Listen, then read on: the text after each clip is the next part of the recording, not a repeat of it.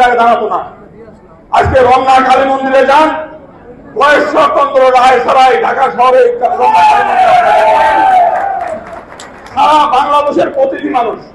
অথচ কিন্তু আজকে দেখেন বিএনপির থেকে উনি যতদিন আছেন উনার পাওনাটা কি বিএনপি থেকে যদি সত্যিকার অর্থে আমরা উনি কি পেয়েছেন উনি জানেন। বাংলাদেশের হিন্দু সম্প্রদায় মনে করেন উনি কিছুই পান নাই। তো এত ত্যাগ প্রতিজ্ঞার পরে উনি কিন্তু এই দল ছেড়ে যান নাই, এই দলকে সংগঠিত করেছেন।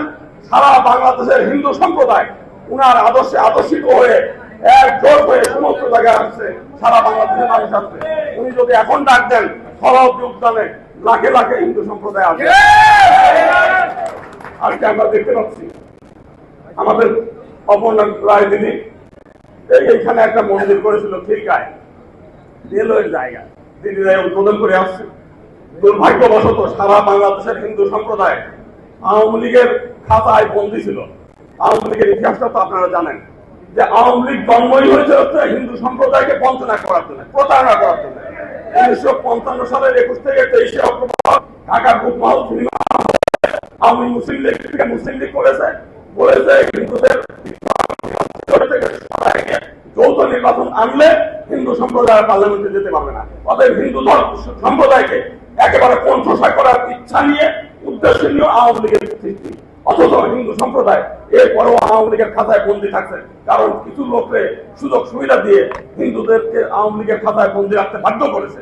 আজকে কিন্তু আমরা দুর্ভাগ্যের বিষয়, এখনো আমরা দেখি প্রধান উপদেষ্টার ওখানে যে মিটিং, ওই স্বৈরাচারের লোকগুলো নিয়ে ওইখানে তাদের ওইখানে বসে। কারণ বাংলাদেশের হিন্দু সম্প্রদায়ের নেতা আছে না, এই ফাঁসিবাদের বাইরে হাজার হাজার লাখ লাখ নেতা আছে। আজকে ডিসি অফিসে মিটিং হয়, আবার দেখি সেই স্বৈরাচারের ফাঁসিবাদদের নিয়ে বসে মিটিং হয়। কেন আজকে এখানে হিন্দু সম্প্রদায়ের নেতা আছে না?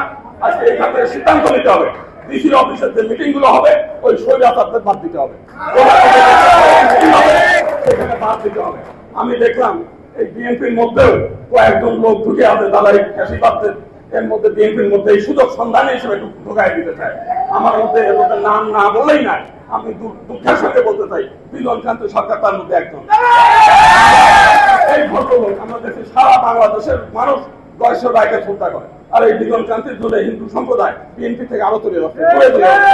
যদি বিএনপি থেকে আগামী দিনে সমস্ত বাংলাদেশের হিন্দু সম্প্রদায়কে এখানে আনতে হয়, তাহলে এই সমস্ত দুষ্ট চক্র যারা ফ্যাসিবাদকে আবার পুনর্বাসন করতে চায় এদেরকে আমরা সরাইতে হবে।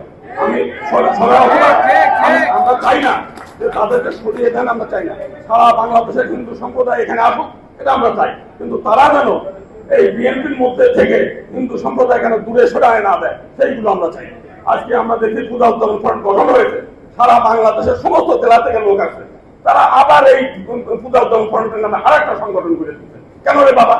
এবং তাদের মধ্যে আমরা দেখলাম সারা বাংলাদেশের এই ফাঁসিবাদের যেগুলো আছে আওয়ামী লীগের, তাদেরকে নিয়ে এসে পুনর্বাসন করা হচ্ছে।